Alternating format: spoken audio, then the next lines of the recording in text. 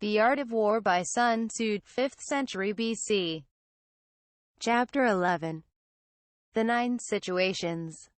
Describes the 9 common situations, or stages, in a campaign, from scattering to deadly, and the specific focus that a commander will need in order to successfully navigate them. 1. Sun Tzu said, "The art of war recognizes 9 varieties of ground. 1. Dispersive ground. 2. Facile ground. 3. Contentious ground. 4. Open ground. 5. Ground of intersecting highways. 6. Serious ground. 7. Difficult ground. 8. Hemmed in ground. 9. Desperate ground. 2.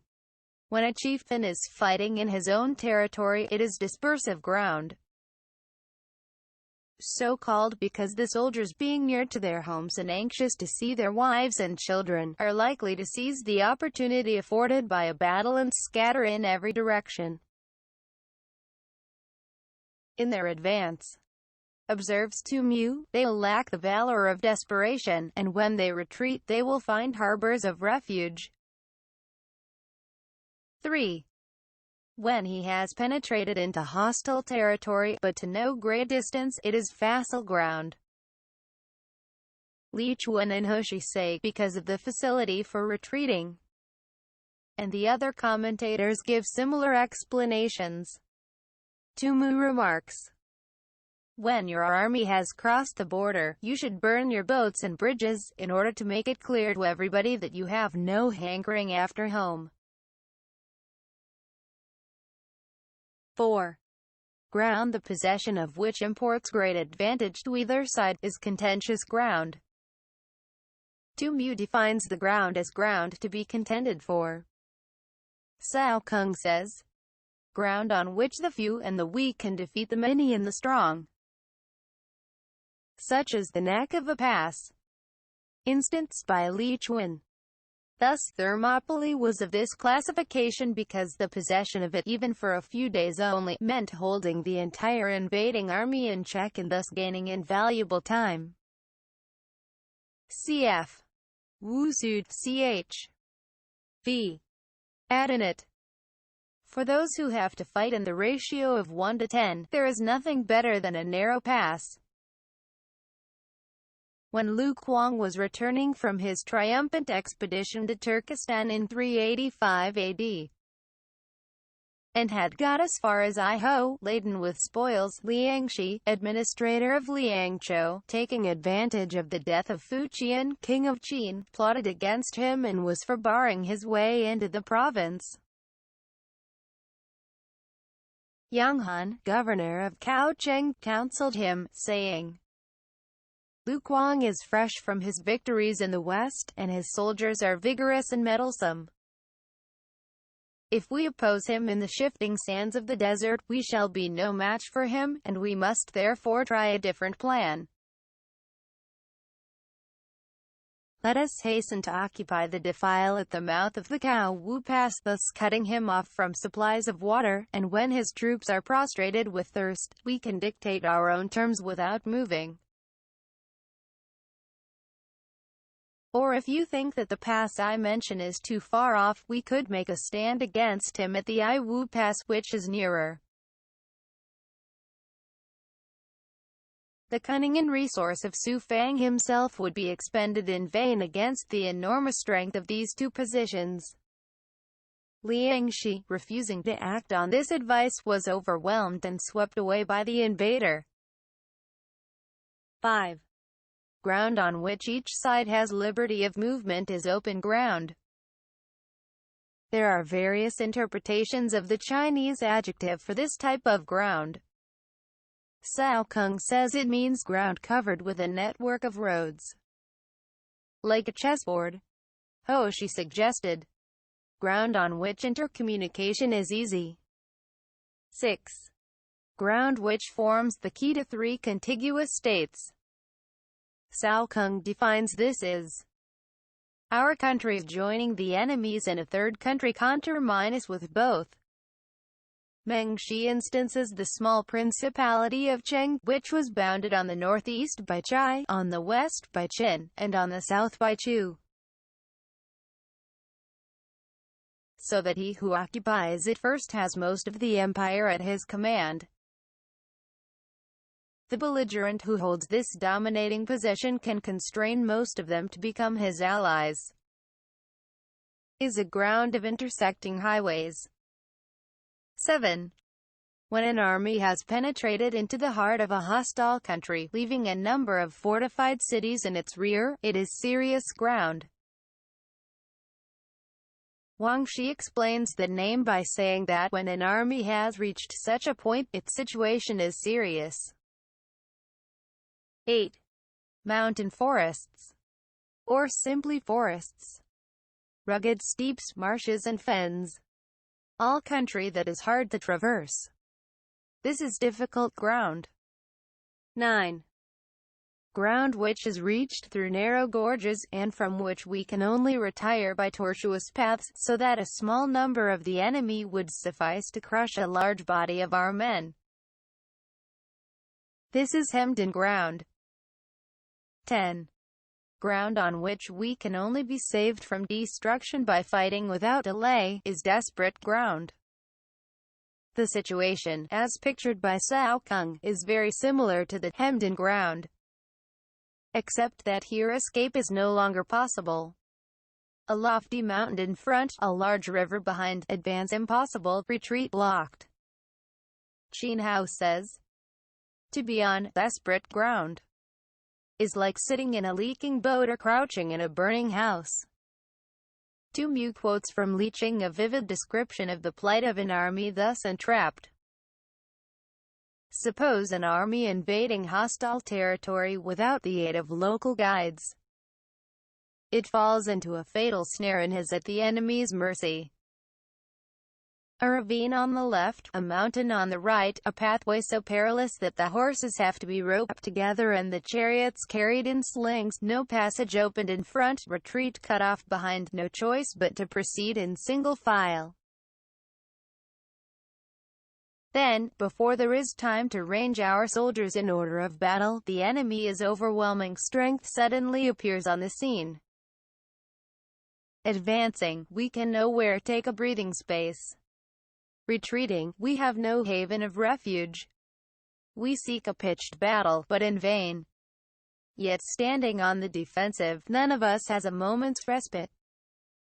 If we simply maintain our ground, whole days and months will crawl by.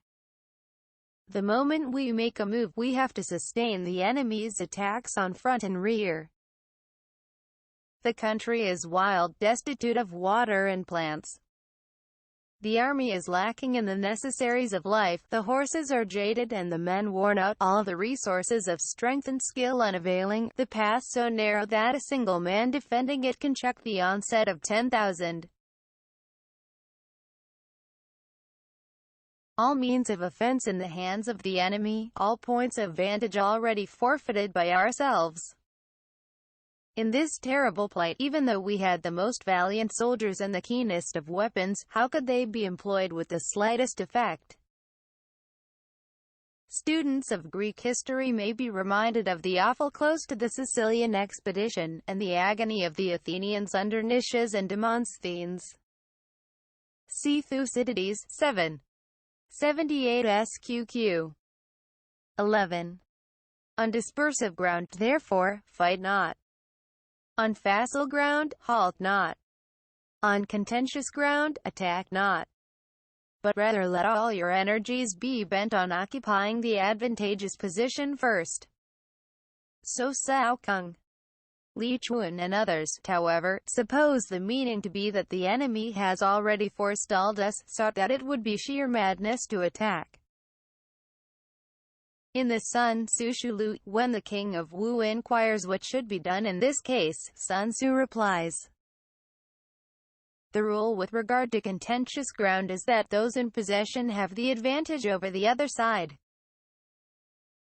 If a position of this kind is secured first by the enemy, beware of attacking him.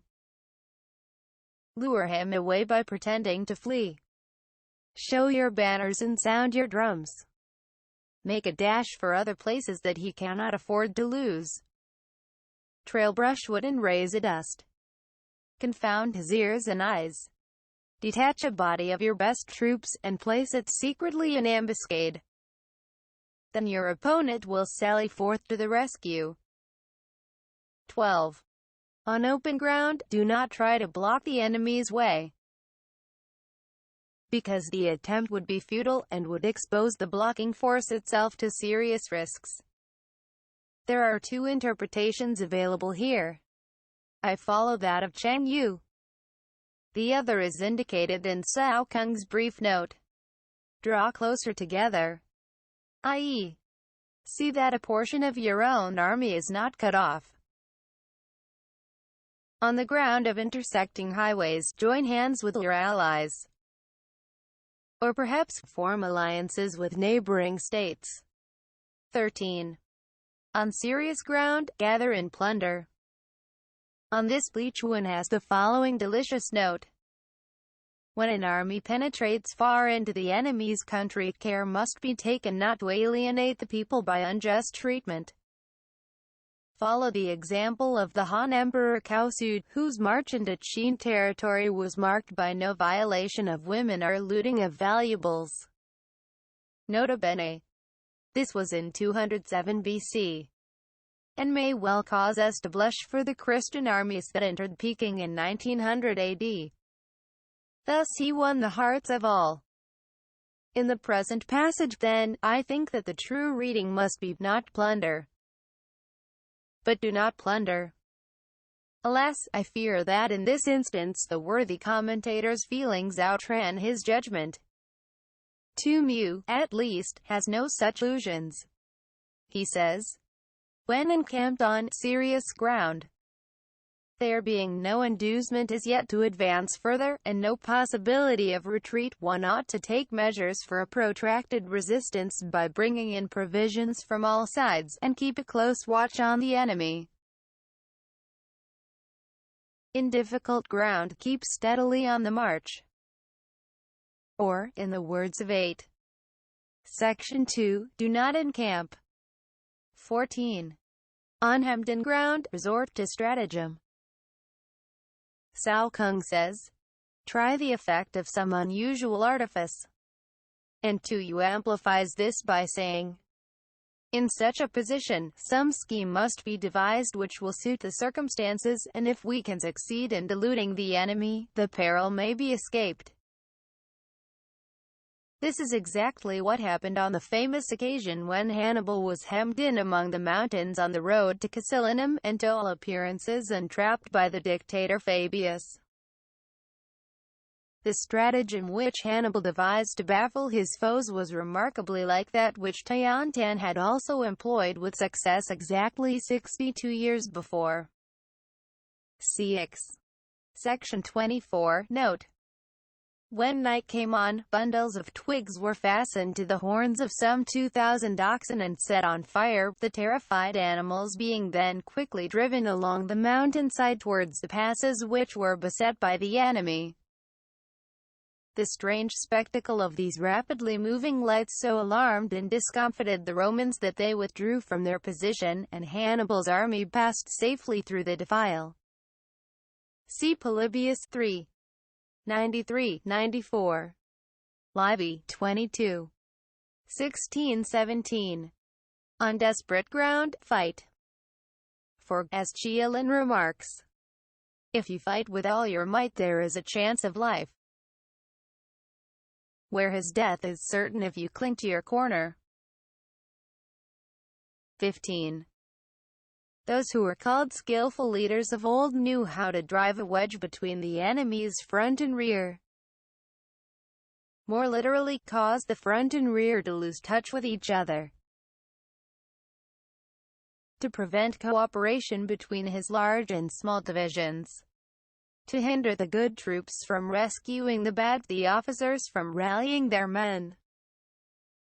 16. When the enemy's men were united, they managed to keep them in disorder. 17. When it was to their advantage, they made a forward move. when otherwise they stopped still. Miao Qin connects this with the foregoing. Having succeeded in thus dislocating the enemy, they would push forward in order to secure any advantage to be gained. If there was no advantage to be gained, they would remain where they were. 18. If asked how to cope with a great host of the enemy in orderly array and on the point of marching to the attack, I should say, begin by seizing something which your opponent holds dear. Then he will be amenable to your will. Opinions differ as to what Sun Tzu had in mind. Cao Kung thinks it is some strategical advantage on which the enemy is depending. Tu Mu says, the three things which an enemy is anxious to do, and on the accomplishment of which his success depends, are 1. To capture our favorable positions. 2. To ravage our cultivated land. 3. To guard his own communications. Our object then must be to thwart his plans in these three directions and thus render him helpless. Cf. 3. Section 3. By boldly seizing the initiative in this way, you at once throw the other side on the defensive. 19. Rapidity is the essence of war. According to Tu Mu, this is a summary of leading principles in warfare. And he adds, these are the profoundest truths of military science, and the chief business of the general. The following anecdotes told by Hoshi shows the importance attached to speed by two of China's greatest generals. In 227 AD, Meng Ta, governor of Xinjiang under the Wei Emperor Wen Ti, was meditating defection to the House of Shu, and had entered into correspondence with Zhuge Liang, prime minister of that state.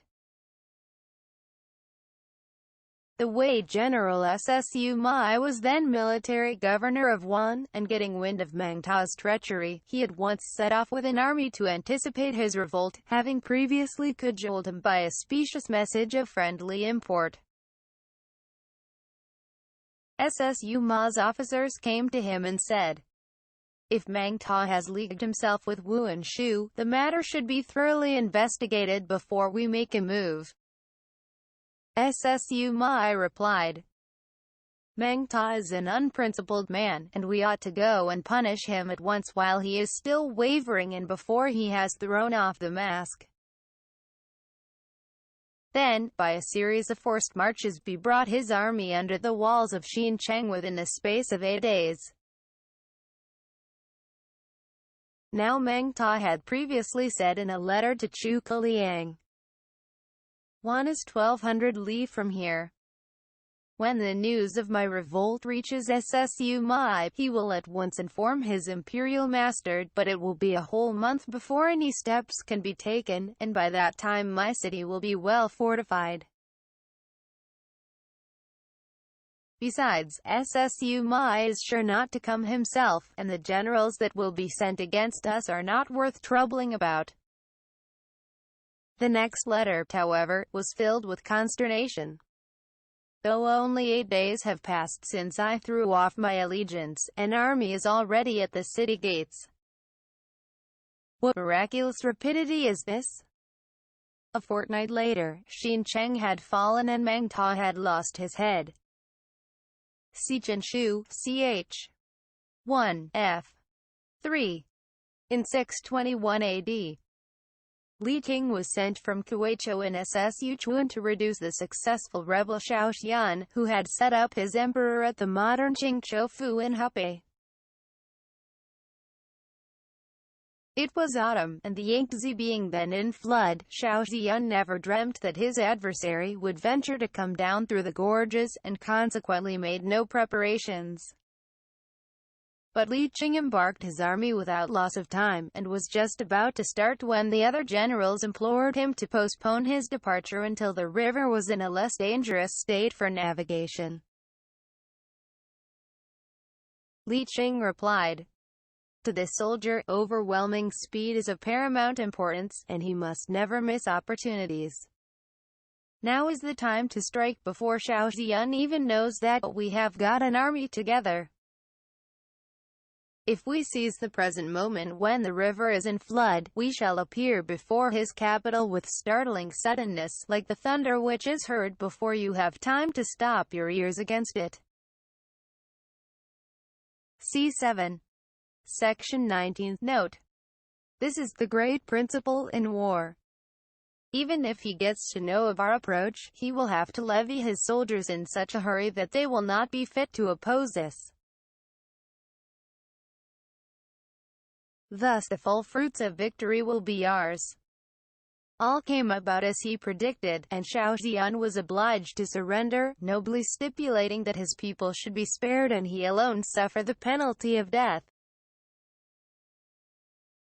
Take advantage of the enemy's unreadiness, make your way by unexpected routes, and attack unguarded spots. 20. The following are the principles to be observed by an invading force. The further you penetrate into a country, the greater will be the solidarity of your troops, and thus the defenders will not prevail against you. 21. Make forays in fertile country in order to supply your army with food. Cf. Supra, Section 13. Li Chuan does not venture on a note here. 22. Carefully study the well-being of your men. For well-being, Wang Shi means pet them, humor them, give them plenty of food and drink, and look after them generally. And do not overtax them. Concentrate your energy and hoard your strength. Qin recalls the line of action adopted in 224 BC. by the famous General Wang Qian, whose military genius largely contributed to the success of the first emperor. He had invaded the Chu state, where a universal levy was made to oppose him. But being doubtful of the temper of his troops, he declined all invitations to fight and remained strictly on the defensive. In vain did the Chu general try to force a battle. Day after day Wang Qian kept inside his walls and would not come out, but devoted his whole time and energy to winning the affection and confidence of his men. He took care that they should be well fed, sharing his own meals with them, provided facilities for bathing, and employed every method of judicious indulgence to weld them into a loyal and homogeneous body. After some time had elapsed, he told off certain persons to find out how the men were amusing themselves. The answer was that they were contending with one another in putting the weight and long jumping. When Wang Qian heard that they were engaged in these athletic pursuits, he knew that their spirits had been strung up to the required pitch and that they were now ready for fighting. By this time the Chu army, after repeating their challenge again and again, had marched away eastwards in disgust. The Qin general immediately broke up his camp and followed them, and in the battle that ensued they were routed with a great slaughter. Shortly afterwards, the whole of Chu was conquered by Qin, and the king Fu Chu led into captivity. Keep your army continually on the move, in order that the enemy may never know exactly where you are. It has struck me, however, that the true reading might be link your army together and devise unfathomable plans. 23.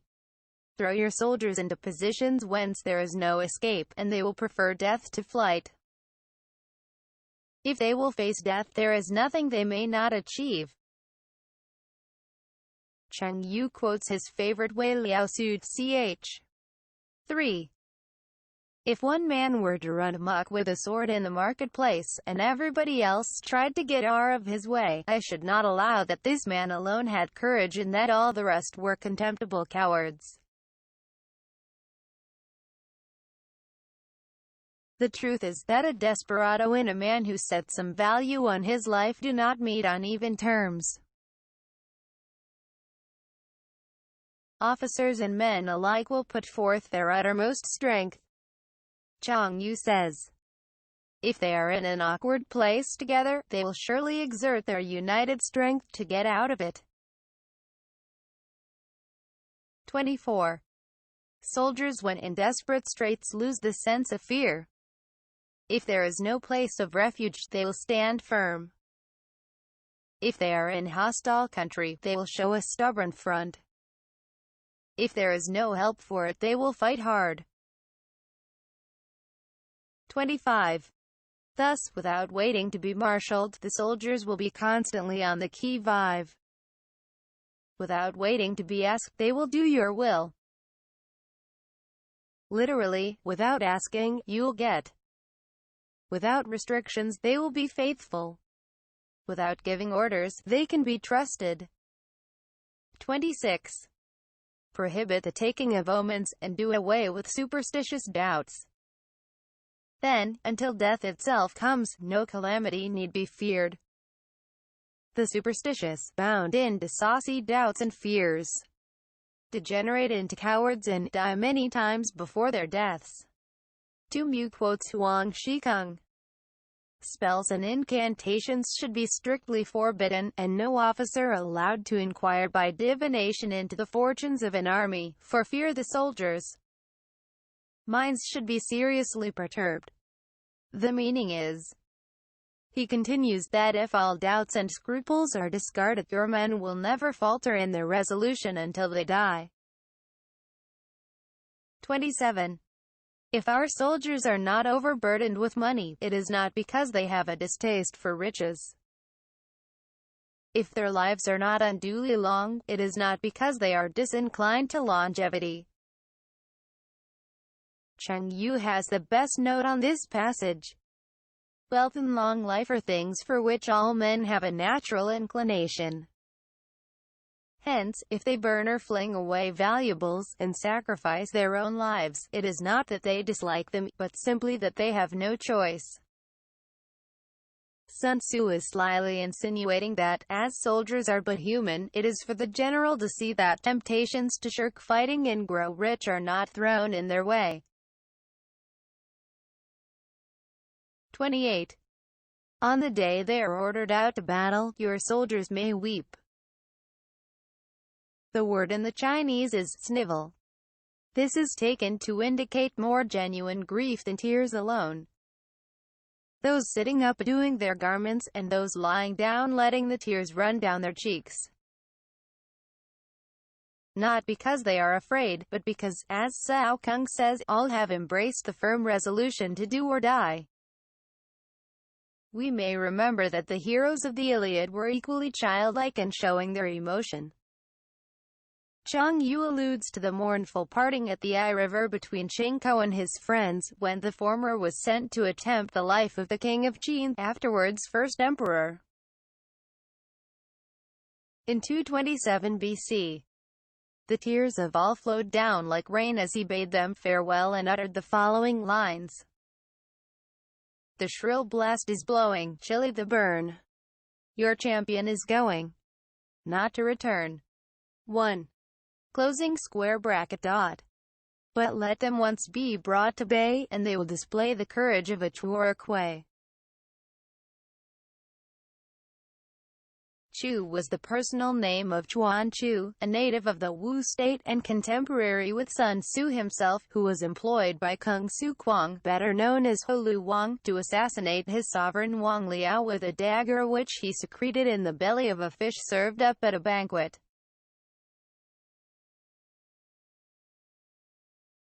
He succeeded in his attempt, but was immediately hacked to pieces by the king's bodyguard.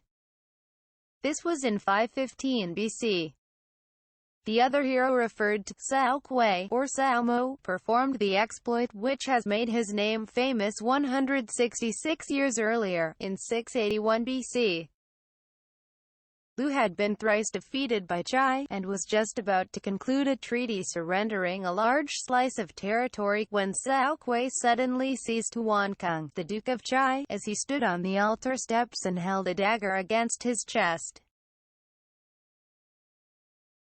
None of the Duke's retainers dared to move a muscle, and Cao Kuei proceeded to demand full restitution, declaring that Lu was being unjustly treated because she was a smaller and a weaker state. Huan Kang, in peril of his life, was obliged to consent, whereupon Cao Kuei flung away his dagger and quietly resumed his place amid the terrified assemblage without having so much as changed color. As was to be expected, the Duke wanted afterwards to repudiate the bargain, but his wise old counselor Quan Chung pointed out to him the impolicy of breaking his word, and the upshot was that this bold stroke regained for Lu the whole of what she had lost in 3 pitched battles. 29. The skillful tactician may be likened to the Shuai Jian. Now the Shuai Jian is a snake that is found in the Chang Mountains.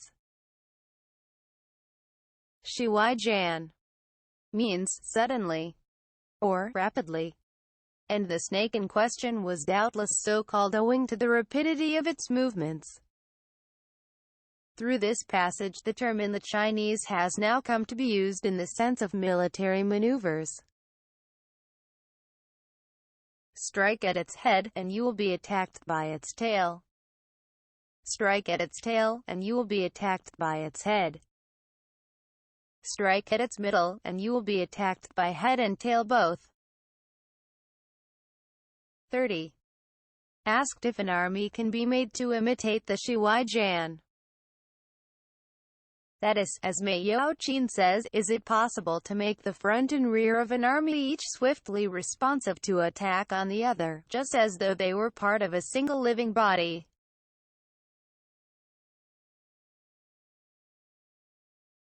I should answer, yes. For the men of Wu and the men of Yu are enemies. Cf. v. Section 21. Yet if they are crossing a river in the same boat and are caught by a storm, they will come to each other's assistance just as the left hand helps the right.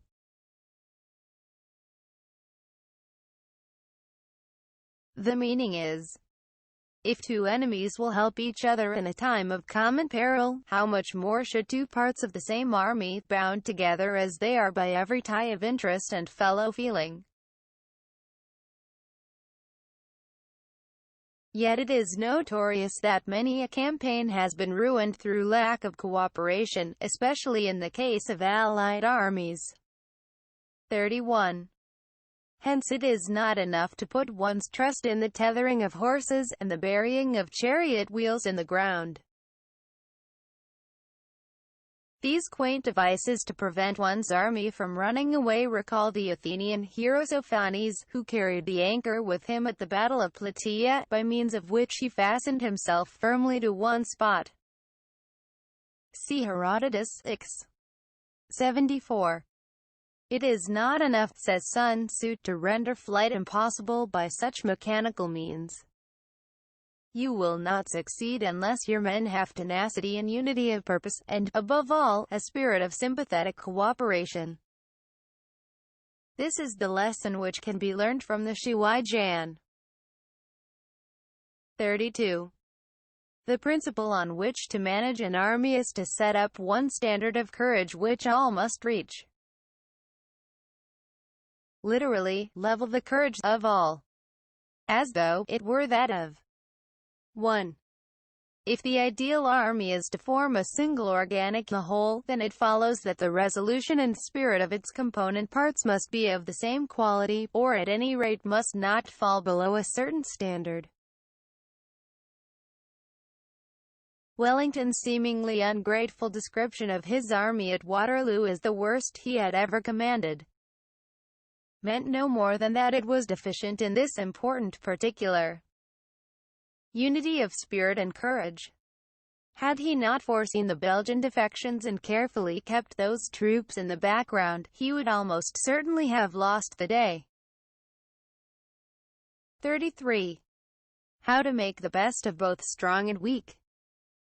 That is a question involving the proper use of ground. Mei Yaoqian's paraphrases: the way to eliminate the differences of strong and weak and to make both serviceable is to utilize accidental features of the ground. Less reliable troops, if posted in strong positions, will hold out as long as better troops on more exposed terrain. The advantage of position neutralizes the inferiority in stamina and courage. Call. Henderson says. With all respect to the textbooks, and to the ordinary tactical teaching, I am inclined to think that the study of ground is often overlooked, and that by no means sufficient importance is attached to the selection of positions, and to the immense advantages that are to be derived, whether you are defending or attacking, from the proper utilization of natural features. 2. Closing square bracket. 34. Thus the skillful general conducts his army just as though he were leading a single man, willy-nilly, by the hand. 2 Mu says. The simile has reference to the ease with which he does it. 35.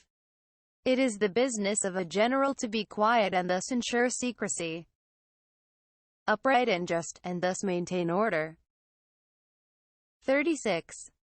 He must be able to mystify his officers and men by false reports and appearances. Literally, to deceive their eyes and ears, and thus keep them in total ignorance. Cao Kung gives us one of his excellent apothegms. The troops must not be allowed to share your schemes in the beginning. They may only rejoice with you over their happy outcome.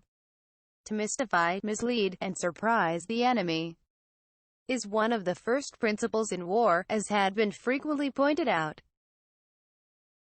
But how about the other process? The mystification of one's own men? Those who may think that Sun Tzu is over-emphatic on this point would do well to read Call. Henderson's remarks on Stonewall Jackson's Valley Campaign. The infinite pains, he says, with which Jackson sought to conceal, even from his most trusted staff officers, his movements, his intentions, and his thoughts, a commander less thorough would have pronounced useless, etc., etc. 3. In the year 88 AD, as we read in ch. 47 of the Huanshu, Pan Chao took the field with 25,000 men from Khotan and other Central Asian states with the object of crushing Yarkand. The king of Kutcha replied by dispatching his chief commander to succor the place with an army drawn from the kingdoms of Wensu, Kumal, and Waito, totaling 50,000 men. Pan Chao summoned his officers and also the king of Khotan to a council of war, and said, "Our forces are now outnumbered and unable to make head against the enemy. The best plan, then, is for us to separate and disperse, each in a different direction. The king of Khotan will march away by the easterly route, and I will then return myself towards the west. Let us wait until the evening drum has sounded and then start." Pan Chao now secretly released the prisoners whom he had taken alive, and the king of Kutcha was thus informed of his plans. Much elated by the news, the latter set off at once at the head of 10,000 horsemen to bar Pan Chao's retreat in the west, while the king of Wensu rode eastward with 8,000 horse in order to intercept the king of Khotan.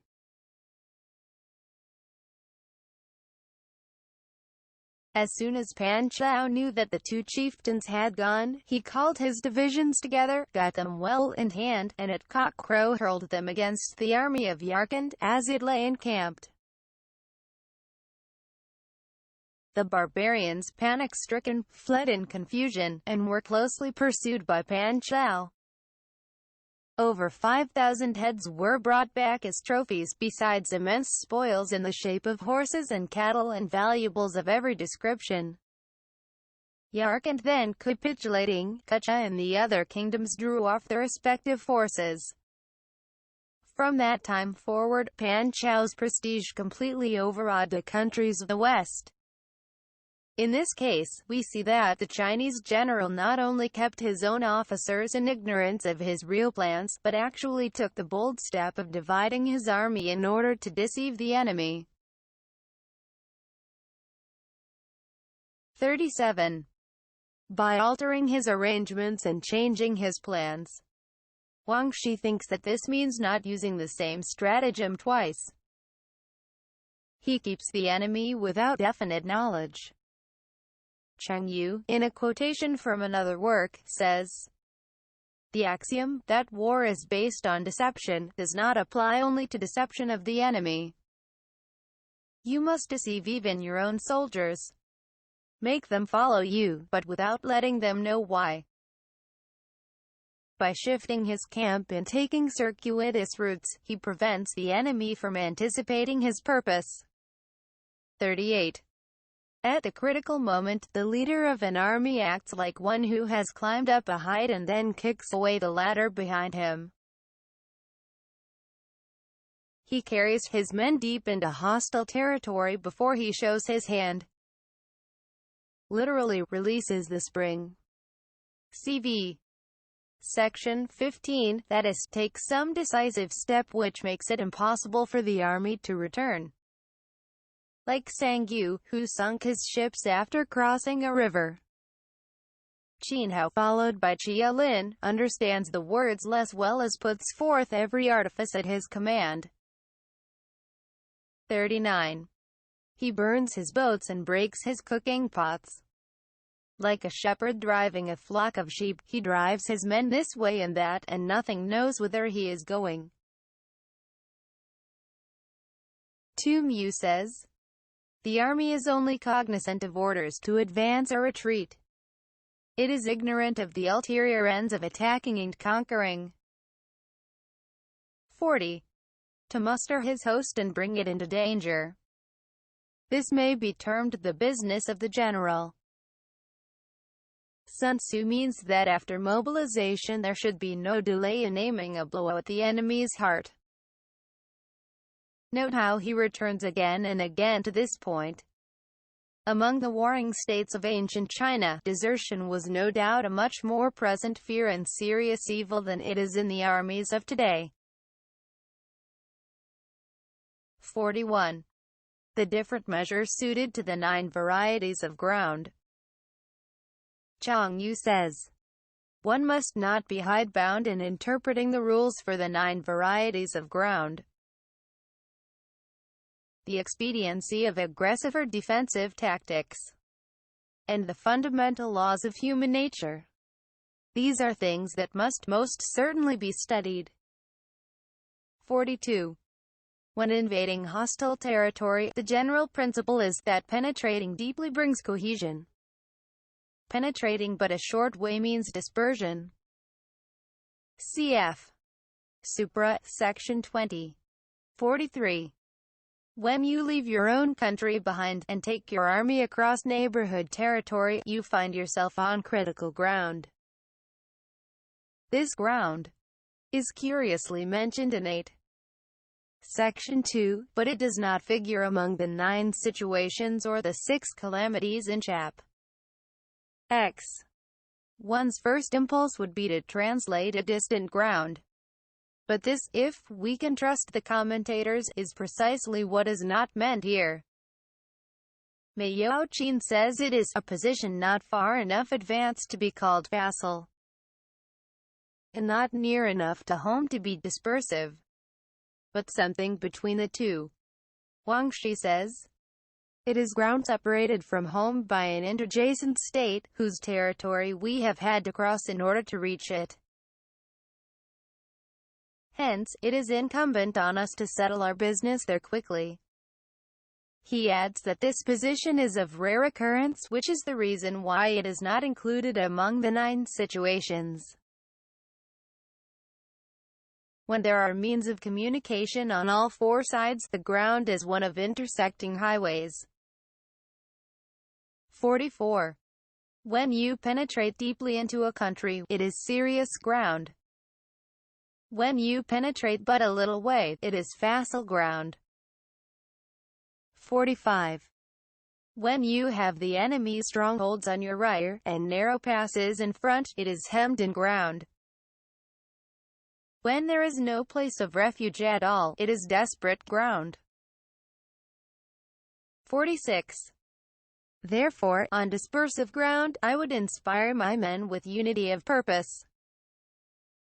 This end, according to Tu Mu, is best attained by remaining on the defensive, and avoiding battle. Cf. Supra, Section 11. On facile ground, I would see that there is close connection between all parts of my army. As Tu Mu says, the object is to guard against two possible contingencies. 1. The desertion of our own troops. 2. A sudden attack on the part of the enemy. Cf. 7. Section 17. Mei Yaoqin says, on the march, the regiments should be in close touch. In an encampment, there should be continuity between the fortifications. 47. On contentious ground, I would hurry up my rear. This is Cao Keng's interpretation. Zhang Yu adopts it, saying, we must quickly bring up our rear, so that head and tail may both reach the goal. That is, they must not be allowed to straggle up a long way apart. Mei Yaoqin offers another equally plausible explanation. Supposing the enemy has not yet reached the coveted position, and we are behind him, we should advance with all speed in order to dispute its possession. Qin Hao, on the other hand, assuming that the enemy has had time to select his own ground, quotes v.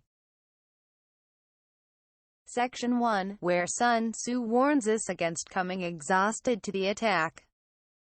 His own idea of the situation is rather vaguely expressed. If there is a favorable position lying in front of you, detach a picked body of troops to occupy it. Then if the enemy, relying on their numbers, come up to make a fight for it, you may fall quickly on their rear with your main body, and victory will be assured.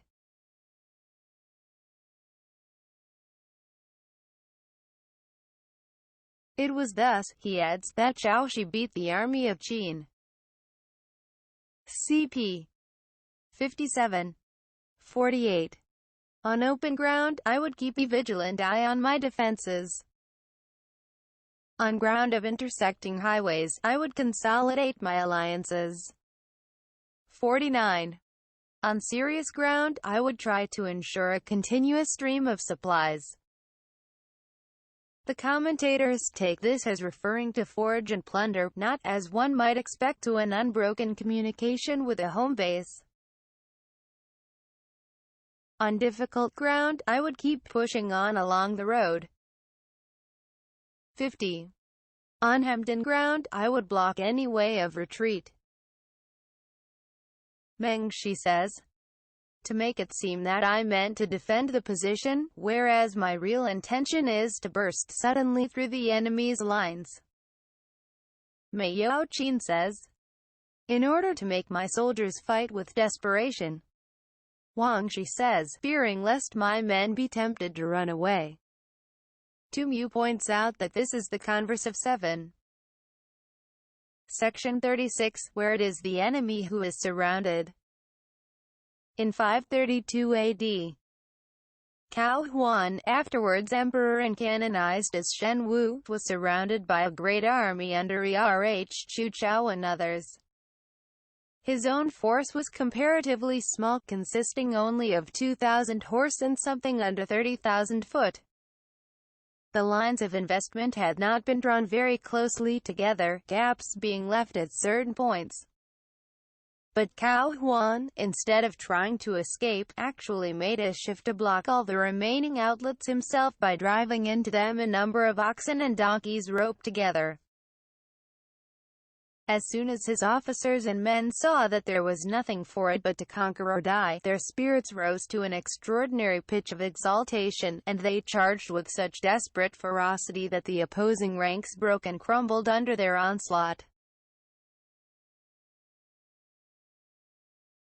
On desperate ground, I would proclaim to my soldiers the hopelessness of saving their lives. Tu Yu says, burn your baggage and impediment, throw away your stores and provisions, choke up the wells, destroy your cooking stoves, and make it plain to your men that they cannot survive but must fight to the death. Mei Yaoqin says, "The only chance of life lies in giving up all hope of it." This concludes what Sun Tzu has to say about grounds, and the variations corresponding to them. Reviewing the passages which bear on this important subject, we cannot fail to be struck by the desultory and unmethodical fashion in which it is treated. Sun Tzu begins abruptly in 8. Section 2 to enumerate variations, before touching on grounds at all, but only mentions 5, namely no's, 7, 5, 8 and 9 of the subsequent list, and one that is not included in it. A few varieties of ground are dealt with in the earlier portion of Chap. X, and then Chap. X sets forth 6 new grounds, with 6 variations of plan to match. None of these is mentioned again, though the first is hardly to be distinguished from ground no. 4 in the next chapter. At last, in Chap. 11, we come to the 9 grounds par excellence, immediately followed by the variations. This takes us down to section 14.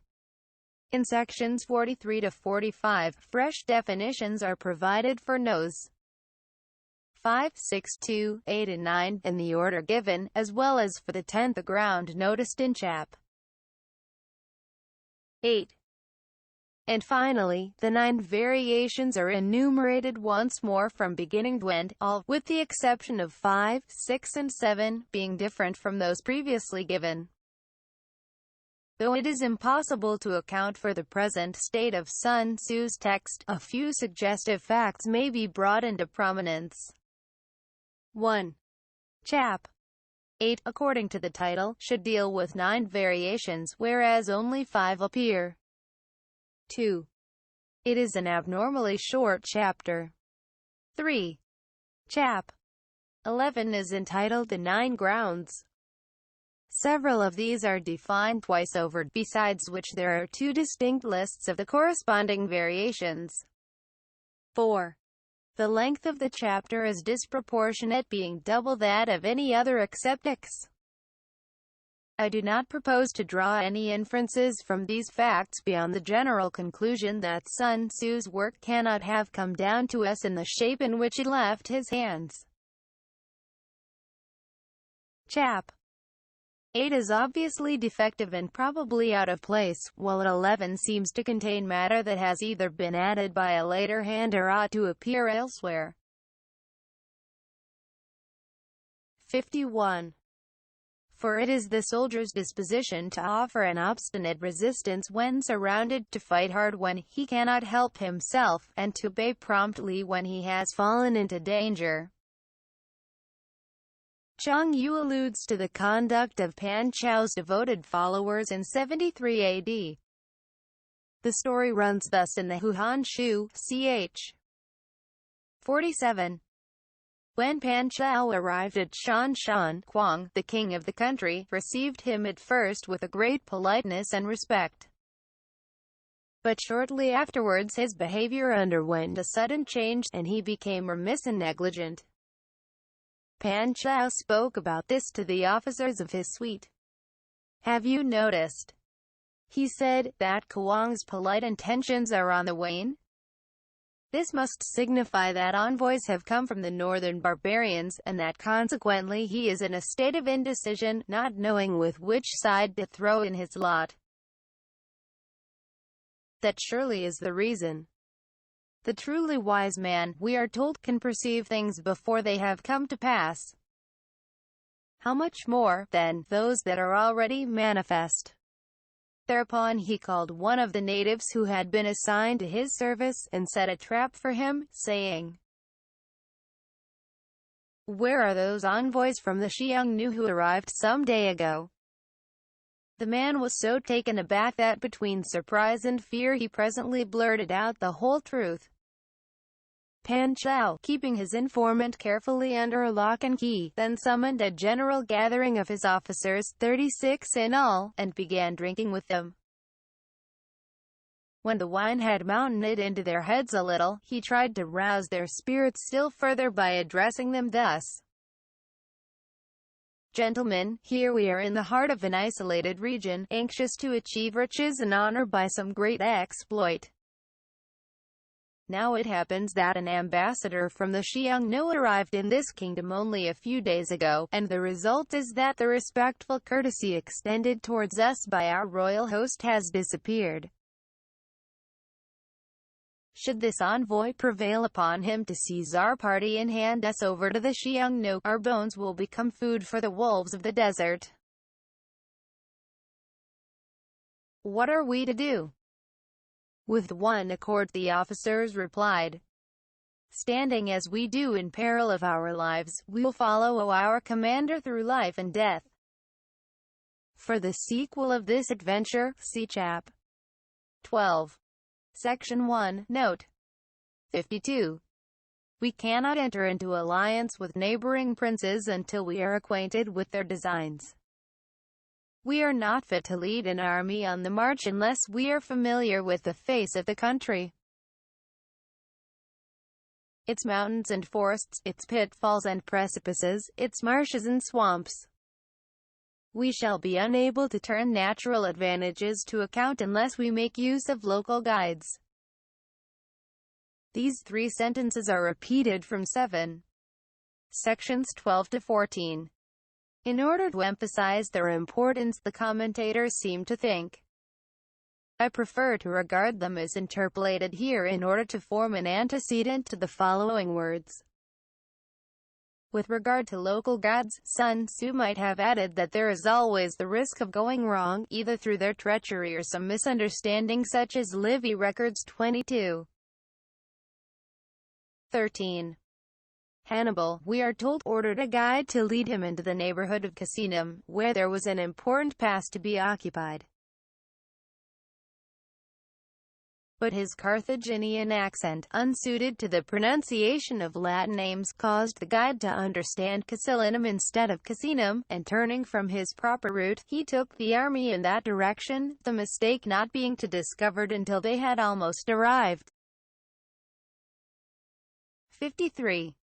To be ignored of any one of the following 4 or 5 principles does not befit a warlike prince. 54. When a warlike prince attacks a powerful state, his generalship shows itself in preventing the concentration of the enemy's forces.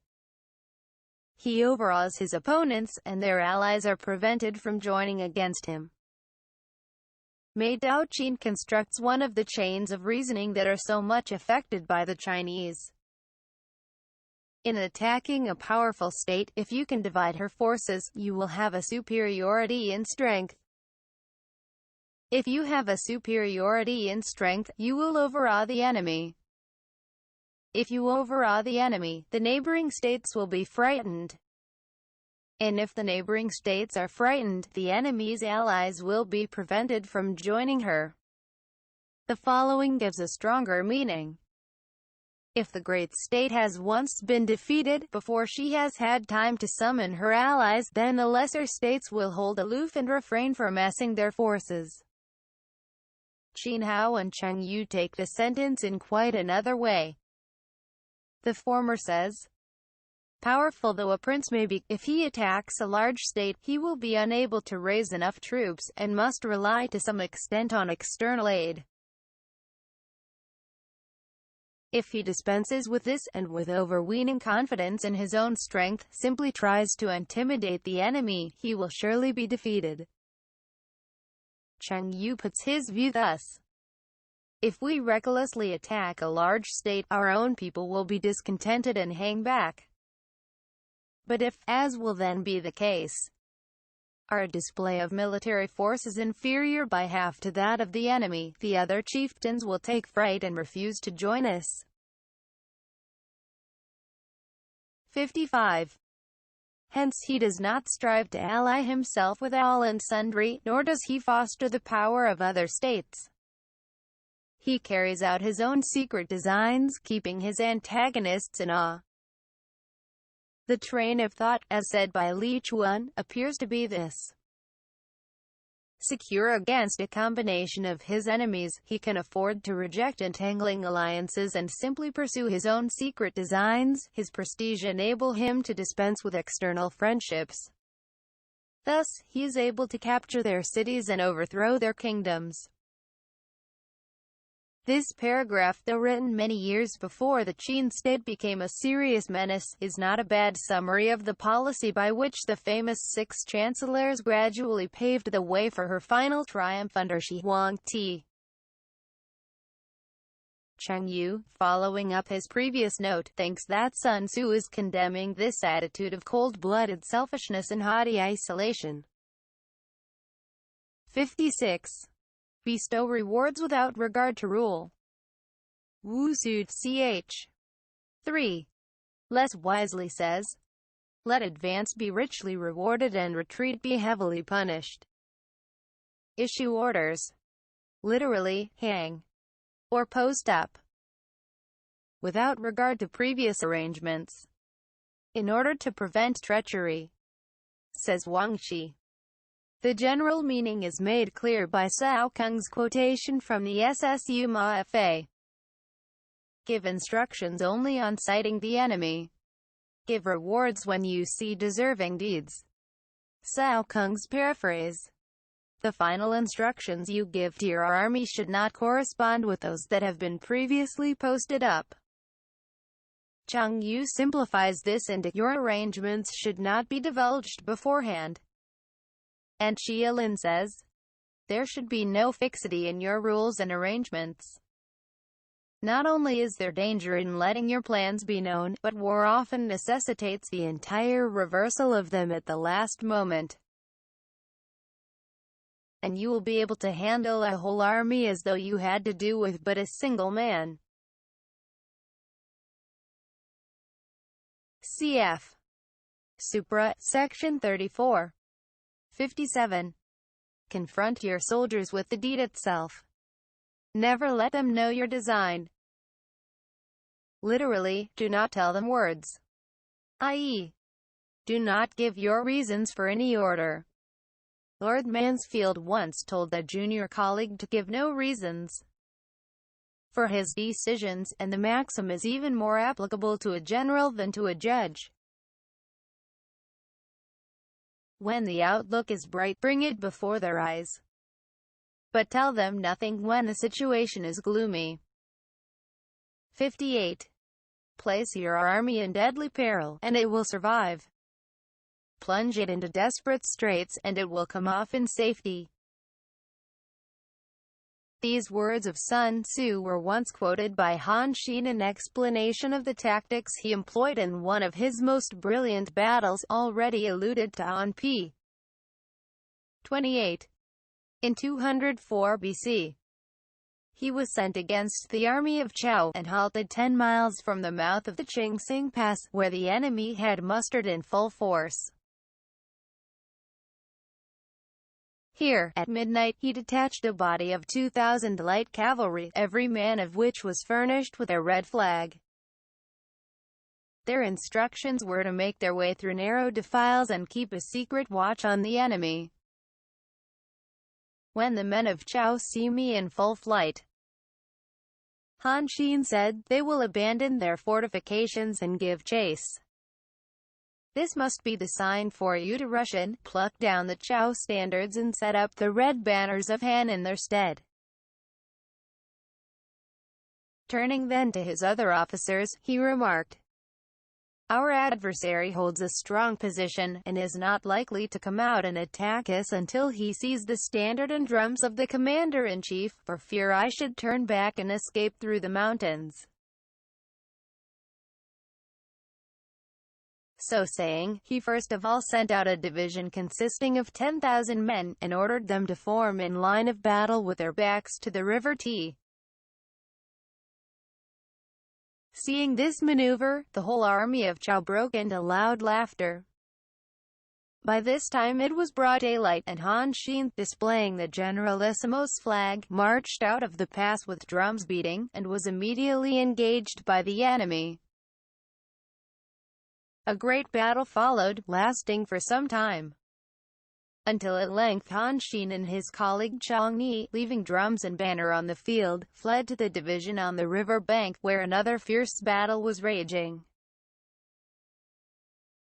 The enemy rushed out to pursue them and to secure the trophies, thus denuding their ramparts of men.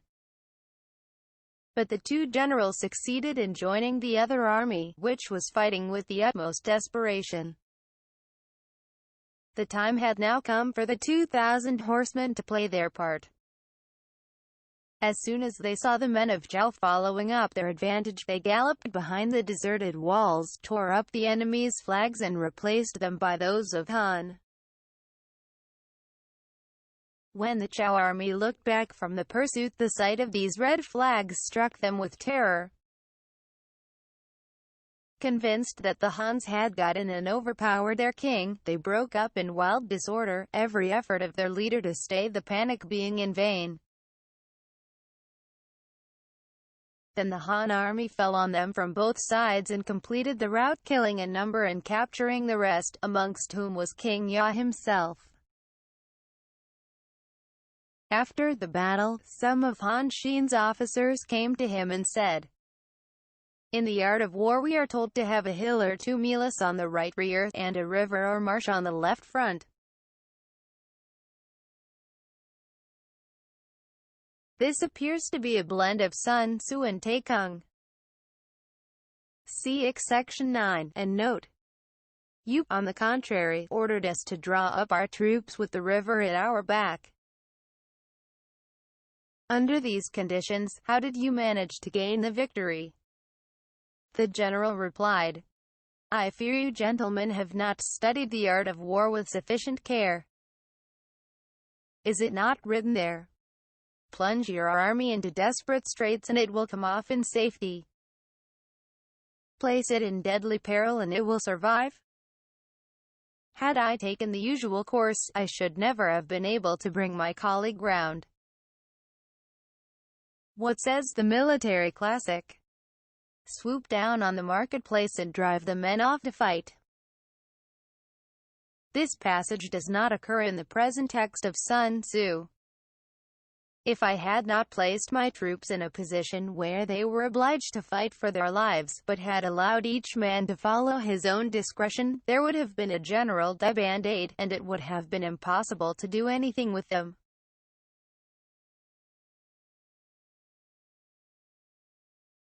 The officers admitted the force of his argument, and said, "These are higher tactics than we should have been capable of." See Qian Han Shu, ch. 34, ff. 4-5. Closing square bracket dot. 59. For it is precisely when a force has fallen into harm's way that is capable of striking a blow for victory. Danger has a bracing effect. 60.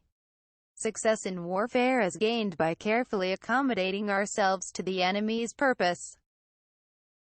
Cao Kung says, "Feign stupidity by an appearance of yielding and falling in with the enemy's wishes." Cheng Yu's note makes the meaning clear. If the enemy shows an inclination to advance, lure him on to do so. If he is anxious to retreat, delay on purpose that he may carry out his intention.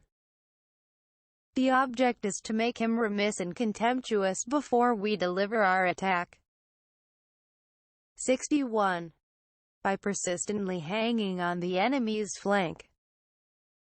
I understand the first four words to mean accompanying the enemy in one direction. Cao Kung says, "Unite the soldiers and make for the enemy." But such a violent displacement of characters is quite indefensible. We shall succeed in the long run.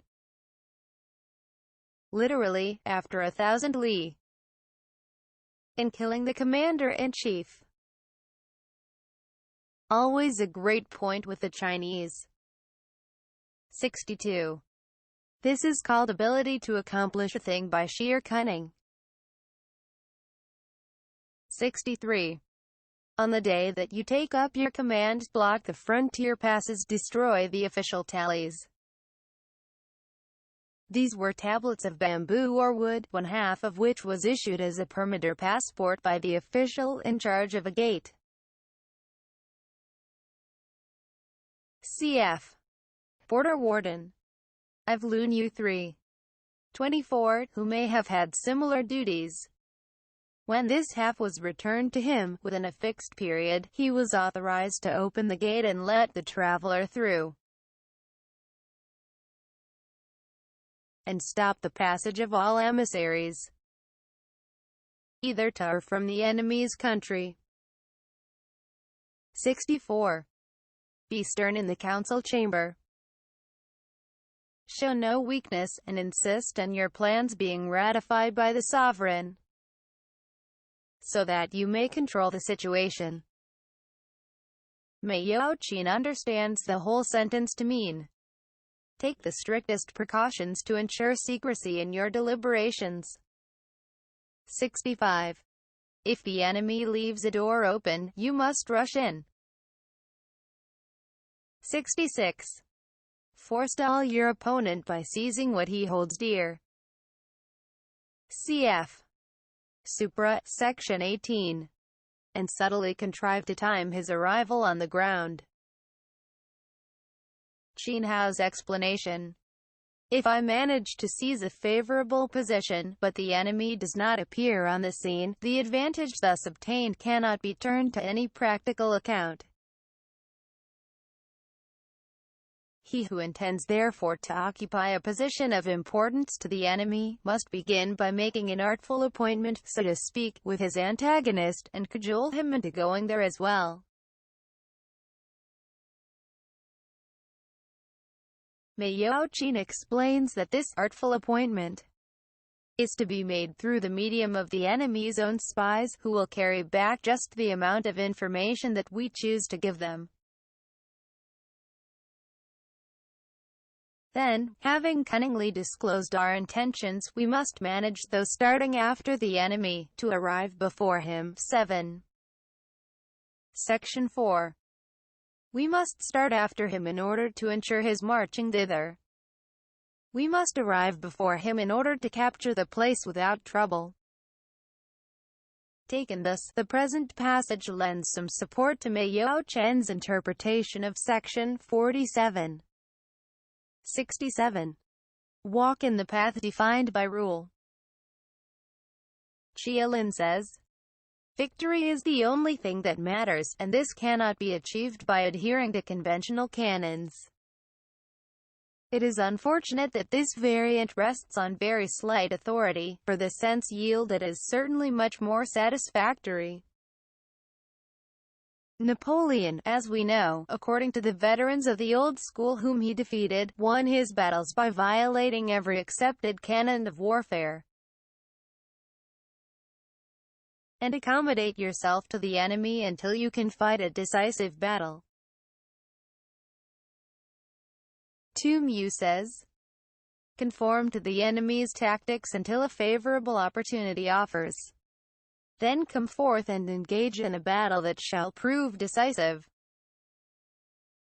68.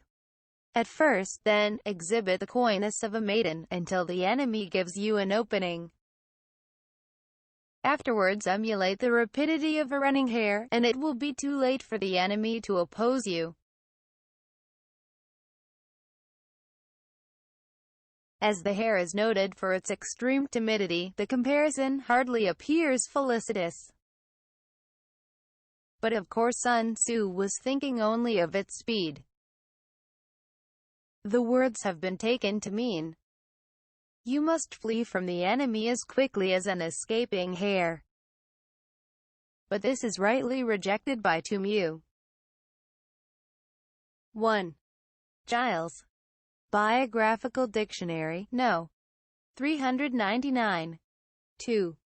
The Science of War. p. 333. 3.